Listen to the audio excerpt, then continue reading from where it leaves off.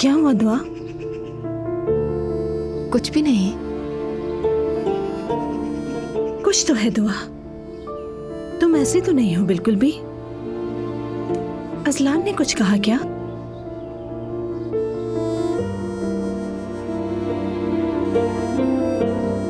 असलान के दिल में जो आता है बोल देता है और बास दफा तल्ख हो जाता है, लेकिन तुमसे मोहब्बत बहुत करता है, बहुत अहमियत देता है तुम्हें। तुम बिना वजह परेशान हो जाती हो।